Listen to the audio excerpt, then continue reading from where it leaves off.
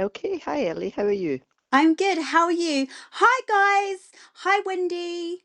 Um, Welcome back to AuDHD and Some. Today I'm pleased to be joined by the lovely Wendy, who I met through our wonderful AuDHD group.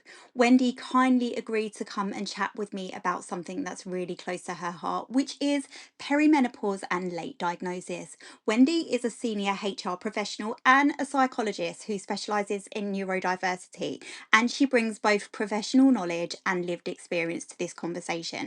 Wendy was diagnosed with AuDHD following perimenopause after years of struggling in ways that weren't fully understood at the time.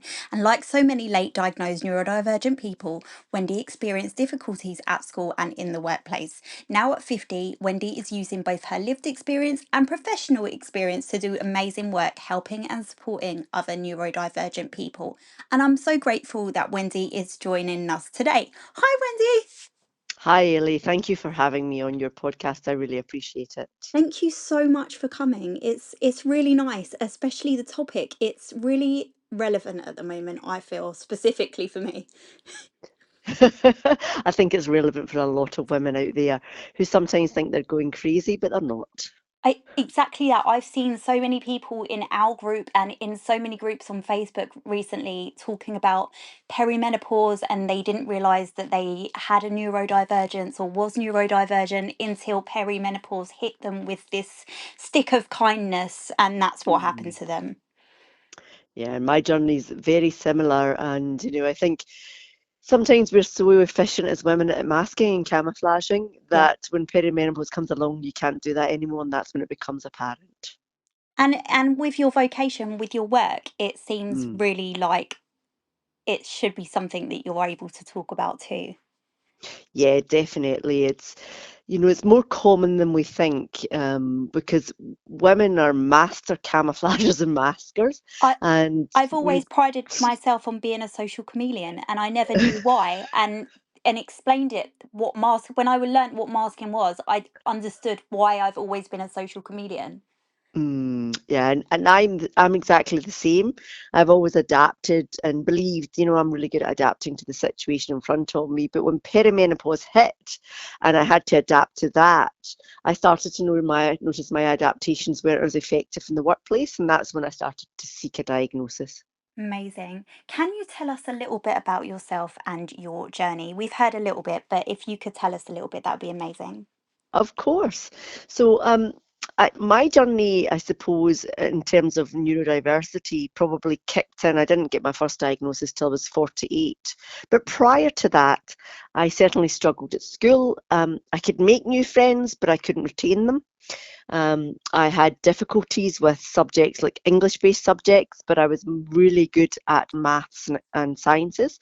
Um, I I trained, my initial degree was in nutrition and dietetics, and then later in life, I retrained as a psychologist because I got psychology became my special interest. So I Yeah, had, your hyper focus. That all the HD is my hyper focus and work, so that's why I put them together to make it beneficial for me and the world.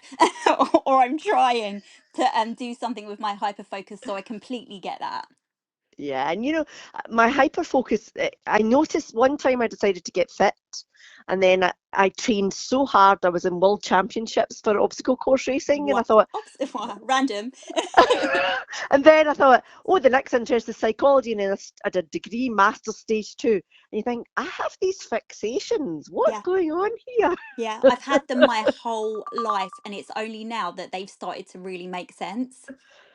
I am with you 100%. It's only in the last 3 years have I thought, when I got my first diagnosis was autism, and then my second diagnosis a few weeks ago was ADHD. Yeah, And what I've realized is they explain everything, the why I've about your behaved the whole way I've life. behaved. Yeah, very Yeah. much so. That they definitely the autism with been able to make friends because of my ADHD, but retaining them because I don't partake in gossip, never have done. I I hate gossip hate with a it. passion. I hate it. And it hits my justice radar. So I don't, a part of me hates everything that's unjust. And gossip for me feels very, very unjust. And it's not a good thing to do. It really hits my moral compass in an awful way.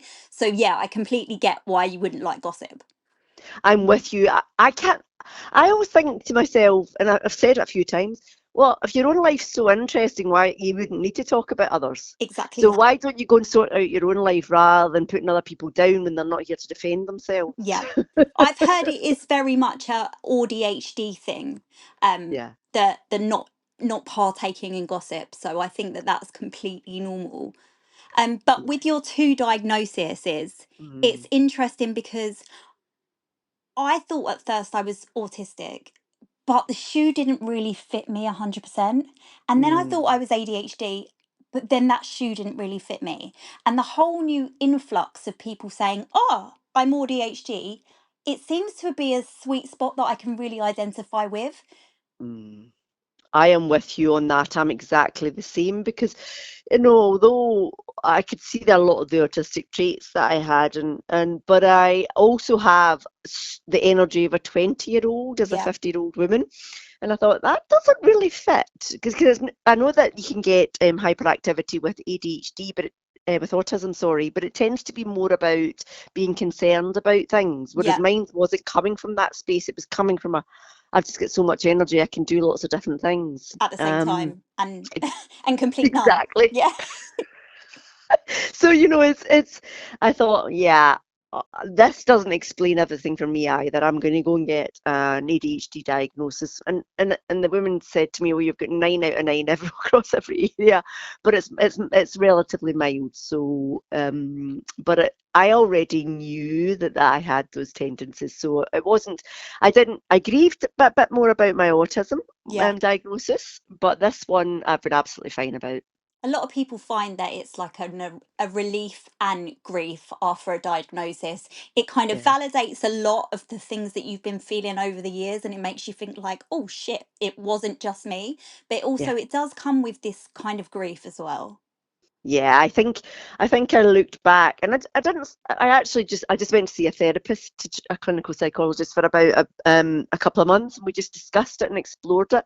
And after I'd done that, I was fine. I kind of come to the conclusion: look, you can't change the past; you can only change now. What am I really in control of, and what's my circle of influence? And that's where I'm going to step into, and that's how I've come to reconcile with it. And my ADHD diagnosis, I'm absolutely fine about actually because I've been through that process before. Yeah. I thought just accept yourself. You can't change the past now. You're going to have to move forward. With what you do, do you have clients? So are you a Mm. psychologist that has clients?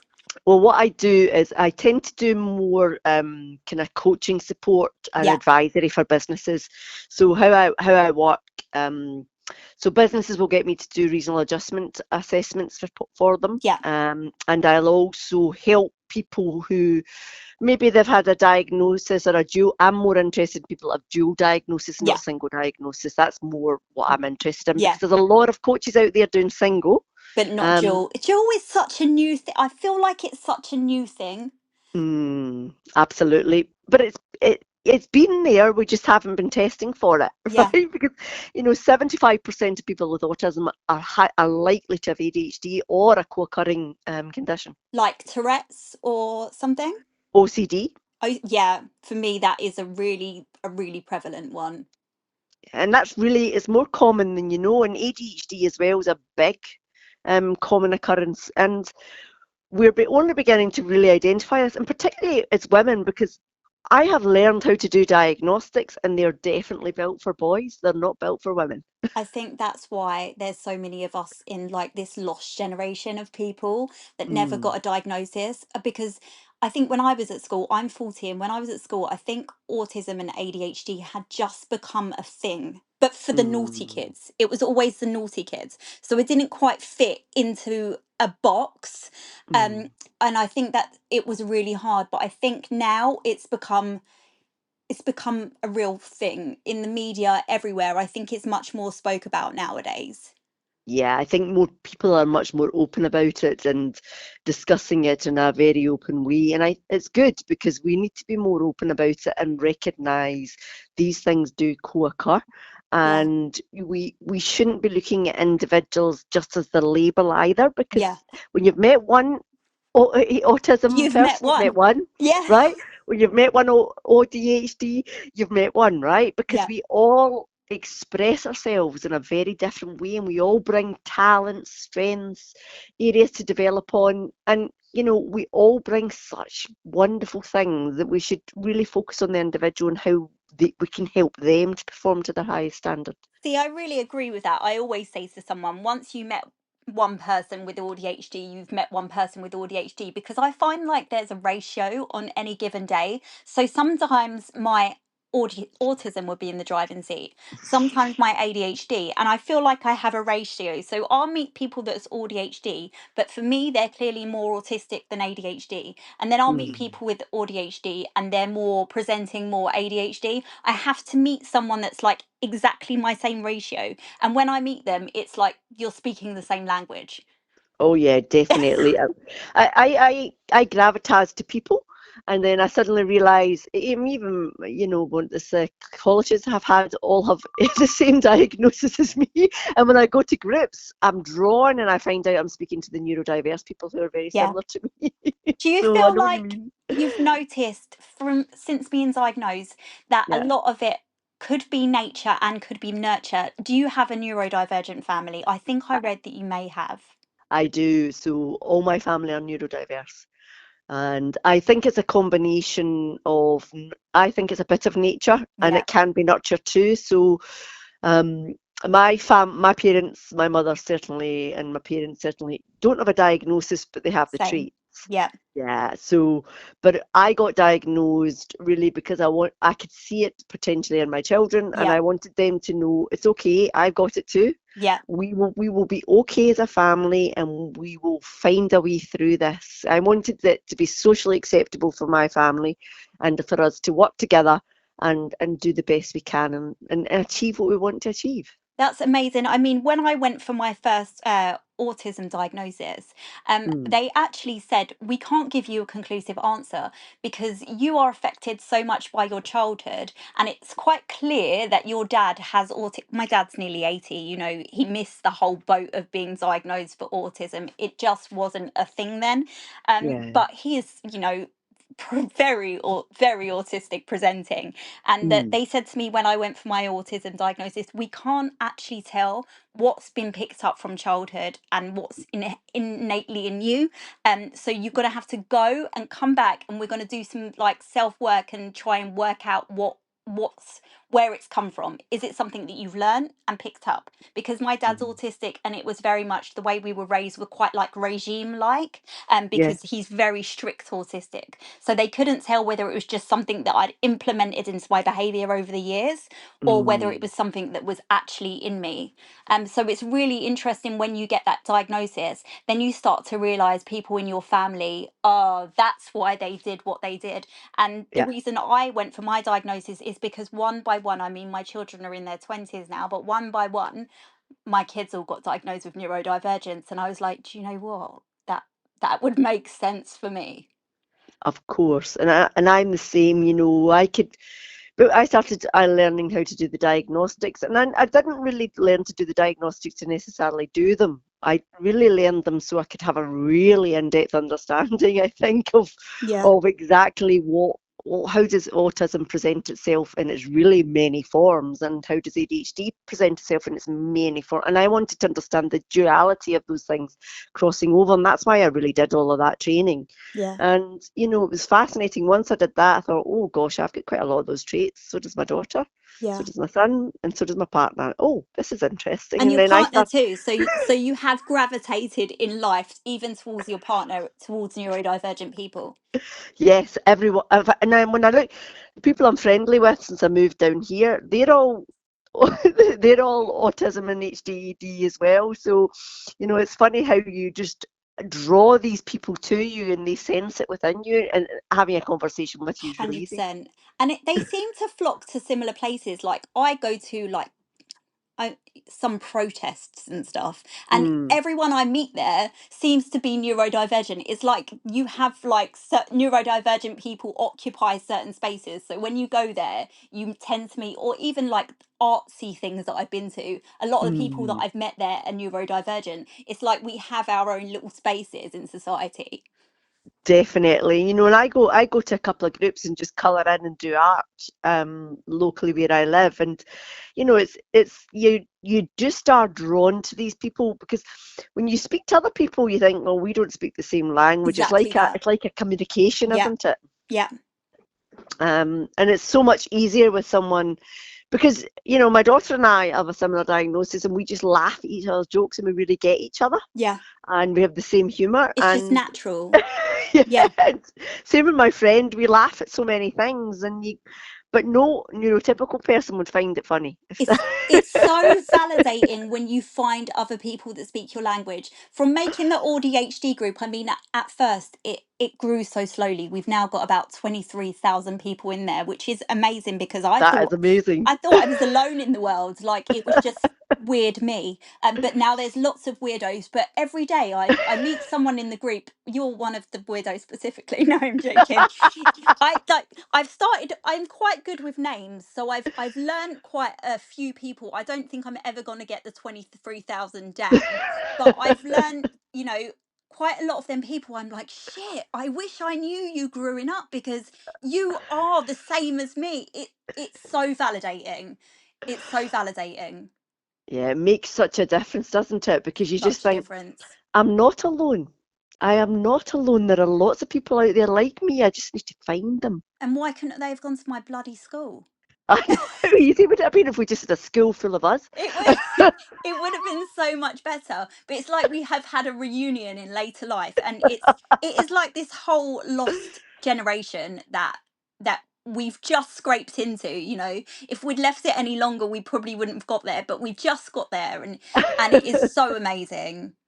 And it's wonderful that so many groups are appearing, so many people are talking about it now, which is fantastic. And it's good to be open about these things and what people are really experiencing as well, because a lot of people struggling out there and they Yeah. need some help. I think neurodivergence is it's a struggle in itself, but it also has a knock-on effect on so many parts of your life. Your confidence, burnout, the fact you've masked for years, even down to relationships. I know a lot of neurodivergent women are really struggling because they've got into bad relationships because they're confused or burnt out, Mm. or they attract the wrong people, not through any fault of their own. So I know it has an effect on so many different parts of their life.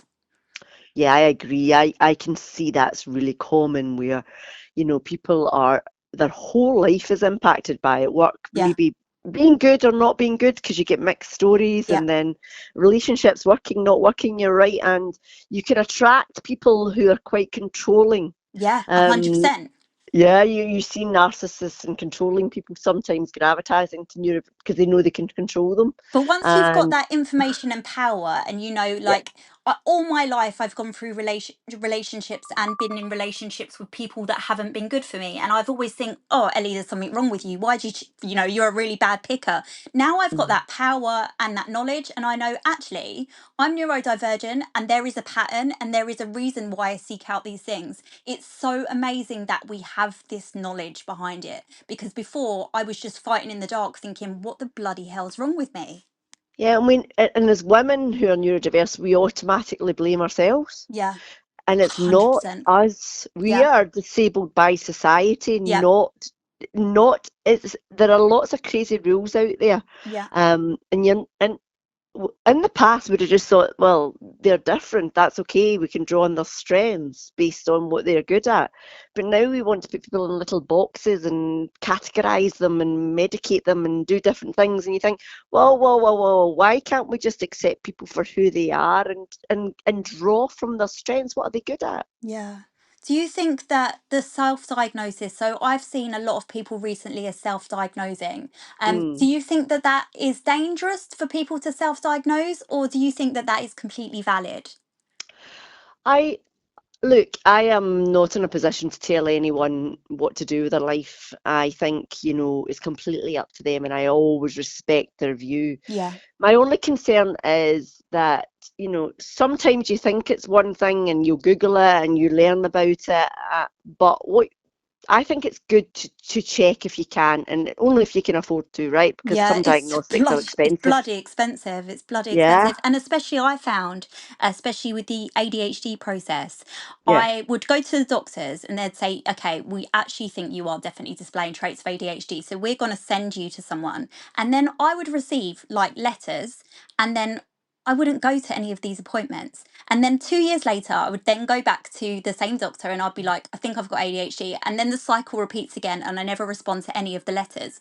yeah. So it's a real hard process to get diagnosed when you're ADHD, because I don't know how I managed to get any of my children diagnosed, because it's a lot of forms and that's not Oh, our yeah. friend. When you're ADHD, forms are not your friend. Absolutely. The number of forms you had to fill in, and I thought, Ridiculous. why don't you just do a video call and get AI to ask us these questions and we'll answer? If I done Because, a video call with someone with ADHD, I could diagnose them straight away, I reckon. yeah, Because it's whether they're speaking the same language as me, I'll be like, no, definitely. But forms are just, why give people forms to fill out when they've got ADHD? It just is insane to me. it's mad. And, I think in the future, because in the future, what we should do is we should get an AI model that can do these diagnostics, and we do videos, and then the AI assesses you based on your response and how you do and what you're doing in the video. Because this kind of I think there's quite a variation sometimes in diagnosis, and I'm not saying AI is the only answer, Yeah, right? But I think it would be a tool we could use for all yeah. that first stage, and then you meet with someone Like a rather than, triage. yeah, just Yeah. like a triage. Yeah, I think so too. There has to be something better. Also, the questions I find, like I had a client the other day and she's always thought she was autistic, and then she said, I know I've asked her if she minds me sharing this, and she said, I took my test for autism and they said to me, do you have hyperfixations? And she said, no, I don't have any hyperfixations. And I said to her, yes, you do. You know the script for Only Fools and Horses off by heart. You've got so many hyperfixations. But she took the questions so literally that Yeah, she didn't think it was a real hyperfixation. So a lot of the questions she answered them so literally. Make it make sense. It's an autism diagnosis. Of course she's going to take the questions literally. um of course. so I think the whole process needs to be looked into so much. Yeah, I agree. And it's also the diagnostics are made for men. Yeah, They're 100%. not made And for we're women. completely different. We present so differently. We have empathy. Yeah. We can have social skills, because women are taught from a very young age, if you don't get on socially, you Then will you're not get buggered. on. Yeah. Yeah, literally, for want of a better phrase, you're absolutely buggered if you don't get on socially. So you Yeah. mask and you be that social chameleon to fit in wherever you are. And I did that. You did that. Yeah. Loads of women are doing that. Met So you're so many that are doing it, and I can see my daughter doing it, and I'm like, Jesus, it's recreating the cycle all over again. But women definitely present different to men, and the diagnostic system is made for men. So yeah. there needs to be something rejiggled. I agree, and there are people working on a diagnostic for women. So as we speak, there are a number of tests being done for diagnostics that specifically look at women. Because at the moment you have to use clinical judgment, and Yeah. I mean I've been lucky. The two psychiatrists I saw that diagnosed me, they were both women, Yeah. and they understood the variation, Yeah. and because I wouldn't have got It diagnosed just 10 years ago. it depends on who you get. It's like the It luck of the does. draw, which is why AI would make sense, because it doesn't discriminate. It doesn't, if you type it, program it properly, and it'll learn, and Yeah. it'll get better and better and better at it. Yeah, as much as I don't like AI in some things. I'm a huge conspiracy theorist. I think that that's been my hyperfixation over the years as well. As much as I don't like AI in some things, I think for things like this, it's really necessary, because sometimes you get a practitioner or someone that's analysing you or whatever, and you don't gel with them and you can't get yourself across Yeah, properly and you can't explain yourself, because I know when I went there, I masked so bloody much, and I am super masker, like super yeah. masker. I know because I've been doing it for 40 years. So I don't even think she could see behind my mask. So it's so you need something. You do. And you know, it's the same with my daughter's just going to go through diagnostics as well, right? And I said to her, don't play it down because you always play everything down Yeah. and you don't tell the Because we truth. always get on Be with it. honest. ADHD people, we're trying to people please, because that is what we do. That's what, as Yeah, ADHD women, we've gone through life trying to make people happy or people please. So she's going to go to her assessment and just downplay it. No, it's okay. I'm okay. But yeah, no, you don't want to be okay at your assessment. Tell them your worst day. yeah. Tell them, tell them what it's really like inside your head. Yeah, Do you know that way? Because I said when I present, so for my diagnosis, for example, I said when I present, I look like somebody who's in the corporate world. I said, and I look yeah. like a swan. But let me tell you what's going on inside And my head. flapping. I'm a Once hot you hear what my, mess. once you hear what's in there, trust me, you'll be like, what? Yeah, it honestly is crazy. It is crazy. Like the thought patterns and everything are completely different to neurotypical people. Oh yeah, very much so. You're constantly, you're. It's like sometimes you get into this mode where you think I'm going to get fired every day, and then you go into a mode of, Oh my you God. know, Yeah. what's happening here, and you notice everything, and you think, just stop, The just for a fired minute. every day is like, I've met so many people recently and they're like, I can't open my emails because I think it's a message from my boss firing me, or it's that's so relevant. Like bad news. You're always expecting bad news. Yeah, because you just don't think because you spent your childhood not being accepted, Yeah. right? You think when I go to the workplace, I'm going to get the same thing. Yeah. And some people are not wrong because there's some It does businesses, happen. It still it does happens. happen. Sometimes they sense me a mile off, like that. You know, when you go to work and you get them clicky things, it's like they Yeah. sense me before I even come in the door. They're looking me up and down, and they know that I'm not like them. Like it, they can smell a rat from a mile off. Oh So yeah, it's still a thing, 100%. it definitely still happens, right? Yeah, And because, not everyone, happy balanced people don't treat people like that. yeah, Okay, so what happy balanced people will just accept you for who you are. yeah, But if they have their own stuff, which a lot of people do, yeah. they will project that onto you because they don't want people to look at them, so they'll make They're them look at turning it you. into a different direction. Yeah. 100%. There's a lot of projection goes on in society where I see it all the time. You're like, no, no, that's your stuff. That's not their stuff. You're just Yeah. trying to push that onto But you them know because what? I you. don't blame people, because life is bloody hard, and It's bloody hard. it's so hard. And if that's how you get through it, then then you do what you got to do. But I do understand why people. This is me people pleasing again. I think, being a neurodivergent people, I'd go home and I'd be like, yeah, I got bullied horrifically, but maybe the girl's getting abused at home, so it's okay. I'll let her do it. Do you know what I mean? I just find some kind of clause in everything. I am the same. I just go, well, quite often my phrase is, well, I'm glad I'm inside my head and not theirs because the Yeah, way they've misbehaved, oh, I like me even more. yeah. And that's me excusing their behaviour Yeah, as well. it, I it do that. it is just something that we've done over the years, and I hear more and more that is just such a neurodivergent trait, especially with women. I mean, I can't speak for men, but I know especially with women, and that's why it's dangerous water when you get into relationships and you people please and stuff like that. But talk to me more about late diagnosis. Yeah. What a lot of people have come and they've asked what happens, because I know a lot of people are actually worried now. So I know a lot of 30-year-olds that are like, I'm ADHD, and people keep telling me about this bloody perimenopause, and I'm scared because what's going to happen to me? Am I going to go insane? Like, what kind of things happen during perimenopause? I know you can't say for everyone, but what am we expecting in perimenopause and Yeah, so menopause? it'll vary quite a bit, as you see, right? Depending on the if you look to your mother and what their menopause was like, yours is going to be similar. Even if Okay, your mother wasn't neurodivergent. you you will have slight other you'll have more perhaps difficulty masking, Yep. more difficulty with your conditions. They might raise up a level. Yep.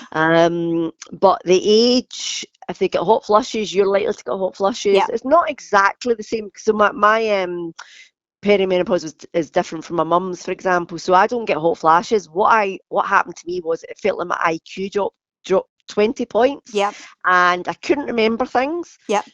As if And that wasn't all, already a problem. yeah, no. Do you know what I mean? Oh God, this is going to be great. I'd went from this really sharp person. I mean, I'd learned to memorise names and memorise numbers, and I had all these strategies in place Yeah. to be really effective at that. And then all of a sudden, they just all went to pot, and I went, "Oh, I can't remember what you're called. I've only Yeah. worked with you for 5 years, but I don't know what your name You is have to right own now." it. You've got to be like, I'm sorry, do you know, I'm just going through something and I can't remember your name.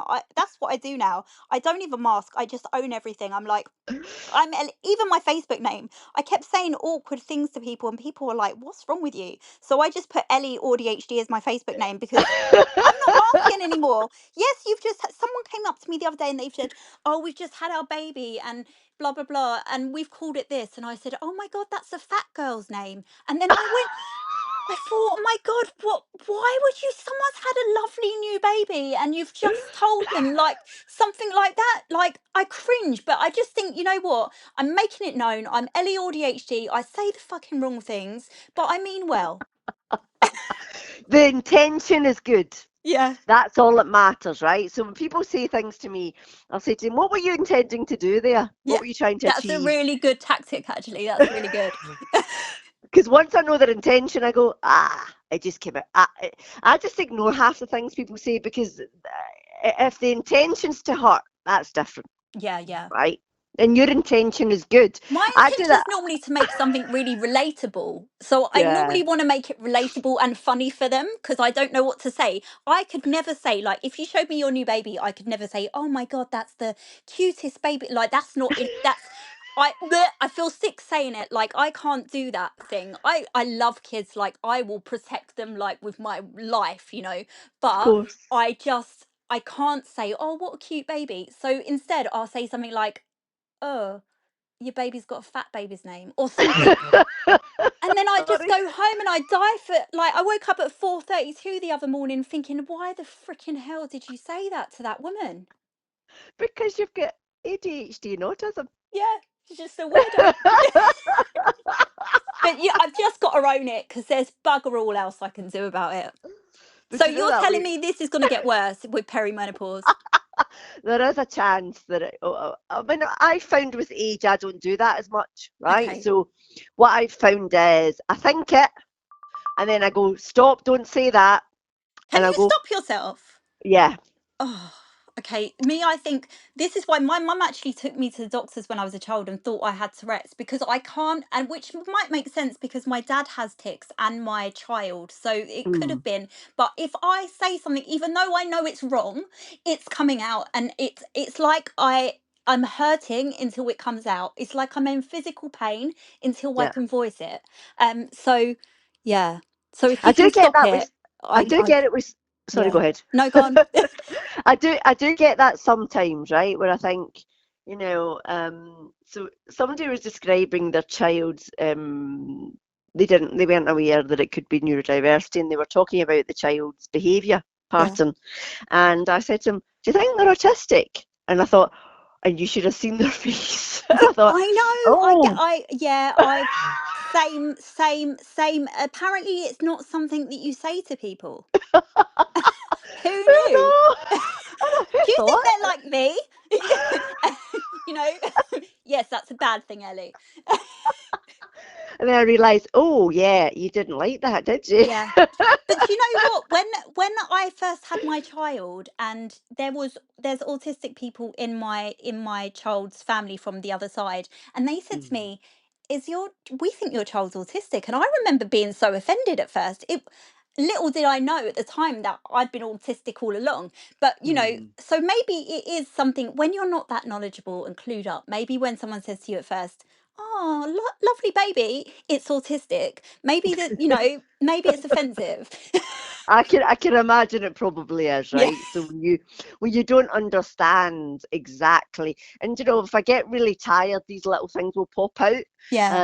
But generally, I've kind of done something called Vipassana meditation, and since I did that early, I've learned to go. Oh, there's a stimulus. Yeah. There's a little space in between for you to go. Don't say it, Don't and then. don't say it. Don't say it. And then my ADHD says, but I want to say it. I know. I've actually seen a TikTok just like that, actually. It's Oh, like yeah, there's two of me. There's two personalities. And that's what people don't understand about ADHD. It's hard because there's two personalities. There's one that wants to sit home under a heated blanket and read a book and have a hot chocolate. That's autism, okay? And then she's probably called Gail and she's probably 55. And then there's our ADHD one, Clive. He wants to go clubbing and just take loads of drugs. And I have to meet in the middle, but it's fucking impossible. it is really tough, isn't it? It's Because so hard. you get push and pull, don't you, A between the two? 100%. And sometimes I'll say to myself, I'm going to be autistic when I make this decision. Yep. Because if I lean into that, I'll make a wiser choice. But for Yep. this one, I need to be an ADHDer because I'll make a much better Exactly that. choice with that mechanism. Exactly that. I'm so glad. It's just so validating talking to other people that actually get it. And 10 years ago, or even 5 years ago, I never had this. And now I'm like Hmm. sitting here talking to you thinking, Jesus Christ, it's not just me. Like it's her as well. You're gonna go home and think, Jesus, I'm not like her, am I? But Well, yeah, I I think know we're what you very mean. similar. I Yeah. think we're very similar, by Maybe the we've way, got the Ellie. same ratio of autism to ADHD. I think we do. I think you get pushed and pulled, right? Yeah, And with perimenopause, you definitely get a range of different symptoms. So some people will get hot flushes, some people will get tired, yeah. exhaustion, and masking becomes harder. So for all those women out there that are struggling with this, there is light at the end of the tunnel, and you can get better. Trust me. So is it like a huge, I want to say the word pandemic because I can't think of a better word. Is it a Yeah, whole pandemic of women now? Because we know so much more about autism and ADHD. Is there yeah. so many more, and we've got the language to describe it, is there so many more women going through menopause and saying, this is hitting me bloody hard and it's not in the normal way? Um, And I've actually heard that this is what happens during perimenopause if you're autistic. Do you think it's a whole pandemic of women getting diagnosed in later life because of perimenopause or menopause? Yes. It brings forward who you really are, Yeah. right? So if I speak to my mum, for example, and she's been through menopause, and she'll say to me, well, I just don't lie anymore. I'm just who I really, really am. And Yeah. sometimes because, Authentic me. yeah, 100% authentic. And you will at the other end come out and be the real you. And not everyone's going to accept that. Yeah. God, well, it's nothing new to me. Me too. Great. It's just going to be the same as normal. I'd rather be neurotypical. No, I would rather be neurodiverse Oh, than so would I. Do you neurotypical. know what? I used to Yeah, say, when you said I'd rather be neurotypical, I thought, what the bloody hell? I don't want that. No, do you Christ, know what? no. I sometimes think it would be so much easier to be neurotypical, but actually, I wouldn't be me and I wouldn't have them qualities. I think sometimes neurodivergent people, and I'm not speaking like I'm not generalizing everyone, there are some neurodivergent people that are pricks, I'm pretty sure. Yeah, But, there are. I'm not excusing them all based on them being the same kind of neurotype as me. But I've lost my train of thought. But but You're what I was good. going to say is, I completely lost my train of thought. I think you're going that because I was talking about being neurotypical and you were like, what? I am Yeah, uniquely I me, I right? think now I'm uniquely me and I wouldn't be me and my children, they have been affected by me being neurodivergent. I used to have Mm. meltdowns all the time. I had three little children at once. They're all in Oh their 20s gosh. now. Has three little boys all under 4. Um it was horrific. The sensory overload, and they were all Mm. neurodivergent. So we was all just having meltdowns constantly. And, Of course. there is bad sides to being neurodivergent with my parenting, but we're also there's some bloody good sides that I've give them that they wouldn't have got if they didn't have a neurodivergent parent. Like, I've always made sure I've fought for everything that's fair for them. I've Yeah. always gone that extra mile, and I think a lot of that comes from my neurodivergence. So there has been mega drawbacks, but I really appreciate my neurodivergence now. Yeah, me too. You learn to navigate it, don't you? And Yeah, you realize, it makes you more understanding of people. And I find out with my children, like my son will help homeless people, they'll do me stuff. too. They Yeah, they that's my really thing. care about Yeah, humanity. yeah, yeah, mine too. That is everyone, my children are like all about, Palestinian rights, gay rights, trans rights. If you are a person, you've got a right. Like, Yeah. my children are all up about everything like that. And I think that comes from me. And I think that caring's like, which is ironic because apparently autistic people don't have empathy. Which is a load of bollocks. It's the biggest load of bollocks I've ever heard in my life. I feel so better that you said bollocks because I've been swearing like a trooper the whole way through, and I thought she's judging me. She's judging me. But I you said usually, bollocks. I feel better. I don't worry, I swear like trooper, but I just don't tend to do it on podcasts Yeah, that much. yeah. That's where we're different. You've got that thing that you want to say it, but you don't say it, and I've got that thing where I want to say it and I freaking say it. You go, girl, you be you. I have to. Authentic me has been a journey. It's Mm. been a hard journey. I've had horrific times in my life, and a lot of them are down to neurodivergence, I think. But the last, I would say, 10 years, but predominantly the last couple of years, I've found authentic me, and Mm. I'm in a place, a really good place for the first time. So I think I envelope it now. Like, I can embrace it. Authentic me is just me. Yeah, and you know what, that is the best journey to go on, right? Is Hmm. to accept yourself for who you are. Because in all honesty, you can only be you. Yeah, that you can't be You- anyone else. Well, No. actually, you're talking to Supermasker, so I can I can be anyone. I'm surprised I didn't come on and have a Scottish accent because not.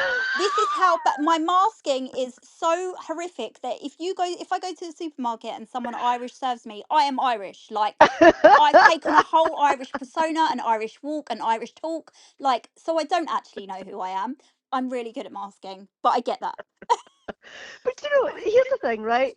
We can mask, but that's not really us, Yeah, right? That's us fitting in or adapting or changing, right? yeah, So who you really are takes less work yeah. than adapting, right? Adapting's tiring.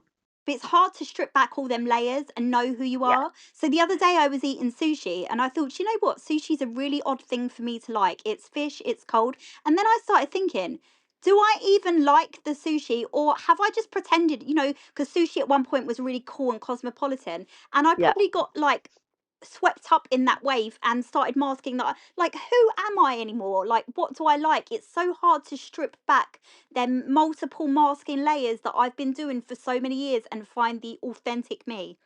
I And don't you know, feel like I've got a voice because yeah. if I speak to a really well spoken person, I'm really well spoken. If I speak to a really common person, do you know what I mean? I don't have my own thing, and it's been a journey to find my own taste and my own self. How did you do that then? Because I think that would be useful for some of the listeners. I haven't got a clue. I haven't got a clue, but I'm still on that journey. I still am on that journey because you've been masking so many years. Like, if I Mm. meet a new friend and they're like, "Oh, I like punk rock," I will go and research punk rock and submerge myself into a whole punk rock world. And then I will start to like it. And it's not because I'm creepy or intense, it is a little bit, but it's just I want to be relatable and I want to make people feel comfortable. So, stripping back all of them layers and learning what was me to begin with is so hard. And I have to accept that actually I've picked up so much from masking that is a new me. And I'm okay with that. Yeah, I'm exactly the same. There are some things that are so I've rewired my brain, you see, to Ingrained. yeah, it's really rewired. And I can look people in the eyes and have a conversation for quite a long time. I'm conscious I'm doing it though, right? That's the Yeah. difference I have. But I have learned how to communicate well, to be really concise and really specific. And these are all learned patterns because they're not natural. But I Yeah. think when I know when I'm being the real me, Yeah. is You have there's- safe people that you're the I there are certain people, and actually I'm going to sound completely cringy now. go, When I was really worried about having I'd never spoke to you before. Well, we yeah. spoke via message. I've never had a voice note, and I tried to kind of get you to send a voice note just to, but you weren't having any of it. I was like, yes, just send me a voice note, it's just so I could, but no, you didn't send it. I don't think you picked up on that social cue, ironically. But I didn't. so I had no idea what I was expecting. So I was actually shitting myself before this call today. And actually, I've come on the call and I feel like I've been able to be authentically me. And there are only certain people, there are people where you find you're funny, or you find you're, like you said with you and your daughter, there's people Yeah. that you're authentically you around, and there aren't many of them. So I completely understand that. Yeah, it's I don't judge people in any shape or form, right? People are where they are Yeah, and they're doing the best they can, and that's enough. That's enough. I don't need anything else. I'll deal with my stuff and I'll help you yeah. because I don't want to judge people. I want to enable them to do the best they can do. I don't care about any of that other judgment crap. That's a load of nonsense. Yeah, yeah. I don't think I have it in me either. And I think I've got so much empathy that even if I went to judge someone, I'd feel like, oh God, what if that was my mother or my sister or my brother? Yeah. That's how I constantly feel about everyone. I am always putting myself in someone else's shoes. And I remember doing it from when I was about 5, which is really Mm. weird. Like, what kind of 5-year-old sits in a playground and feels like bad for people? But that I it's was exactly the same. it's been an So intense fucking life. yeah, it has, and I would always, and sometimes, at school, primary school in particular, when somebody was bullying somebody because they were quieter, Yep, I would step in and say, well, you need to that's me. fight me first Yep, because I'm not having you picking on that's me. her. Yeah, I befriend everyone, and I will not take any kind of injustice. And it's been a hard. I'm glad I've done it, but Yeah, it's been a hard torch to carry. yeah, Because I was exhausted. Not so much anymore, but it's emotionally buggers you up a little bit. it does. And do you know that way, it's one of those things where a strong sense of justice, right? Yeah. I think we both have that, and a few people on Facebook have called me, "You're a warrior, aren't you?" Yeah, I get that all the time. You're so far left, you're right, or you're part of the pink chair committee, or yeah, I get that all the time. Oh, and you go, well, I'm not. I like myself enough to go to accept people for who they are, and I like myself enough to be willing to stand up for people. Yeah. And I do actually really like myself. So, I'm not perfect, but I like who I am. Did you always like yourself, or has this Nope. been a journey? That's been a journey. I'll probably say I love myself now. Yeah, I'm on that path. yeah, But I I'm there. started to Yeah, like myself a few years ago, actually, probably maybe about 3 years ago. I thought, well, I can only be me. I can try to be someone else, but it's knackering. yeah. So why don't you just accept yourself for who you are? And I started that path, and now I'm getting to the end of that path where I think this is good enough. This If is good that's enough. both of us, that must be a lot of neurodivergent women must be on this course then, Yeah, because I I think so. completely relate to that. I've grown up hating myself, wanting Yep, to be someone completely different. My confidence has been battered, and yep, I've let people batter my confidence because I thought I didn't deserve better. And yep. since my diagnosis and growing up and becoming more me, I've I've actually really learnt to appreciate myself, and I don't know if I'm at the love myself point yet, because there's a lot of Mm, things that I have to forgive myself for, but of I think course. I'm definitely on that journey. So if it's me and you that both feel like that, it must be a neurodivergent woman thing. Yeah, and even if you haven't started it yet, start, Yeah. right? As soon as you can start, do it. Because that way you can be a chameleon your whole life, but sometimes it's just nice just to be you. Yeah. And sometimes it's contextual, right? Sometimes we're just ourselves because we've got a neurodiverse partner or we've got friends, and that's when we take the mask off. And that's okay if it's contextually initially. But it's good to have somewhere where you can just be authentically you. Yeah. or someone you can be authentically you with. Absolutely. That's amazing. But so I feel like we've digressed so far from the menopause. But you know what? I feel completely happy with that, because I feel like we've covered so many things that people will find so relatable. I know if I was listening to this, I'd be like, yes, yes, yes. Like, thanks for covering that. I'm not a weirdo after all. So I'm so happy that we've covered so many things. And I'm aware I've kept you way past the time I was meant to keep you. Do Yeah, you have anything else that I haven't asked you or that you'd like to add? I just want to say one thing. Yes. If you are struggling at the moment, you can get past this. You can find a way, and it's okay. It's okay to make many mistakes on the way. Forgive yourself and be kind to yourself. Yeah. You've had things that block you every step of your life. Forgive yourself. You'll be okay. Yeah, I think that's something that I'm on a journey doing as well at the moment. So I think that that's going to be prevalent for so many women or men as well. You know, not just women, so many, and non-binary people too. Yeah. So yeah, I agree with you. Is there anything else that you feel like we should have covered? And would you do this again with me? I've absolutely loved it. Yeah, I would love to do this with you. I think there's energy here that's really good. I know you are my person. I'm so sorry. Don't apologize. It's fabulous. Yeah. But honestly, thank you so much for coming, and we will be in touch, and definitely we'll sort out another subject to talk about. We probably won't stick to it, um, Yeah, of course. but that'll be fine. People will be used to that. Exactly. And thank you for having me. It's been wonderful talking to you. I've really enjoyed it. Thank you so much, Wendy. Have the bonniest day. Look, see, I went Scottish. Have the greatest day ever. Take care. Goodbye, lovely. Bye. Bye.